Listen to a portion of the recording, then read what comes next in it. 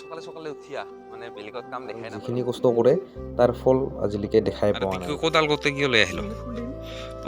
তোর লোভ নাই পেলাই না ফিরে আহিলো শাকবাড়িত মই আছে শাকবাড়িত একদম মানে শাক চাফা করে আছে বন চাফা করে আছে কারণ কেউ খেতি করলে তো মানে এখানে খেয়াল রাখবে লাগবে উপায় নাই মই আছে একদম কাম করে শাকবাড়িতে ৰুইছিলো কবি ক'ত আৰু ডাঙৰ হ'ব দিনক দিনে কিবাহে হৈ আছে মানে কি হ'ল এতিয়া ঔষধ দিয়া নাই কোনো ধৰণৰ ঔষধ ব্যৱহাৰ কৰা নাই সেইকাৰণে গোটাই পোকা গিলা একদম মানে ঘৰতে কাটি কাটিয়া চেষ্ কৰে আৰু খেতি কৰিম বুলিয়ে খেতি তলে আছো আৰু খেতি মানে অল্প স্বল্প কৰিছো আৰু নি কৰিছিলো অল্প জালুক পিঠাৰ পৰা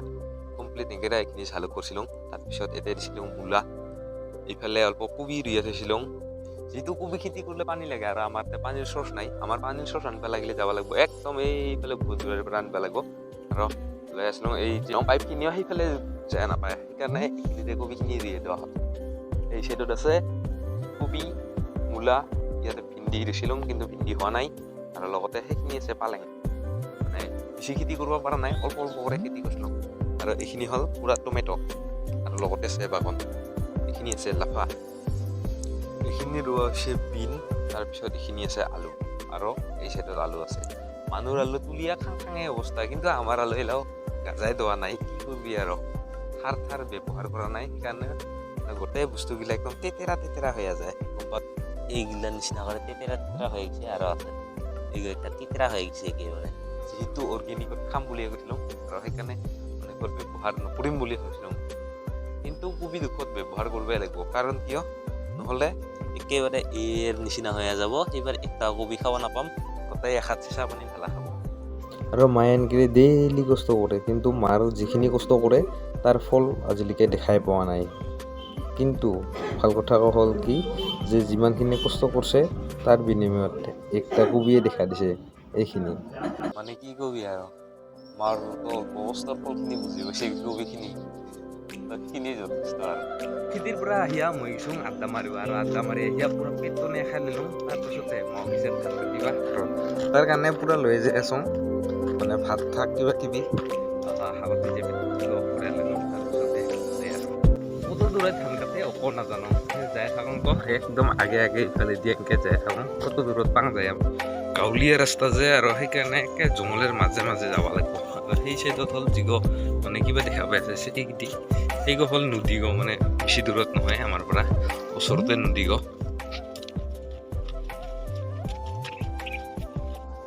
আৰু মাহৰ আছে প্ৰায় আধা কিলোমিটাৰ মান দূৰত মই য'ত আছোঁ বৰ্তমান এতিয়া যে আছোঁ ইয়াৰ পৰা প্ৰায় আধা কিলোমিটাৰ মান এই চাইডত আছে তো সেইকাৰণে মই নাযাওঁ আৰু মই মানে গাছেৰ চাইতে থাকিলোঁ আৰু তাৰপিছত একজনে আহি আছে তাক বোলে নিব পাখে দিছে তাই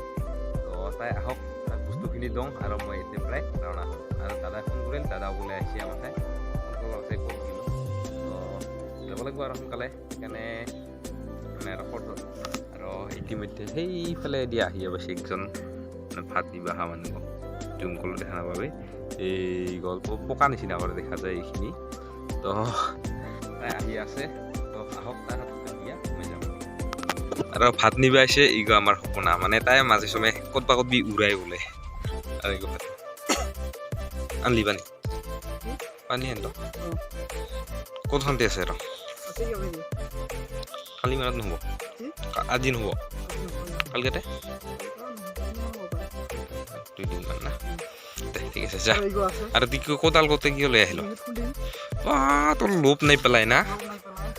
ওদের মেলা কার আছে একটা মাত্র দেখা হইলো আৰু সপোনাক বস্তুটো দিয়া আহিলাম মই ঘৰত যাওয়ার পাছতহে ভাত খাওয়া পাইছে কি শাক আছে আলু ভত্তা লাফা শাক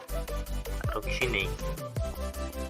পইচা নাথাকা মানুহৰ ঘৰত কি ভাল শাক পাবি লাফা শাকেৰ ছাড়া আৰু আলু ভত্তাৰ ছাড়া না কৈছিলো যে দাদা আহিছিল আৰু দাদা গেল দাদা যোৱাৰ পাছতে ভাত লাগছে আৰু মই বৰ্তমান অল্প ফ্ৰী মানে অল্প পাছতে যাবই লাগিব আৰু নিজে ডিউটিত নিজে কিবা হয় বেলেগ ধৰণৰ চাকৰি মানুহৰ ছুটি হয় আমাৰ আৰম্ভ হয়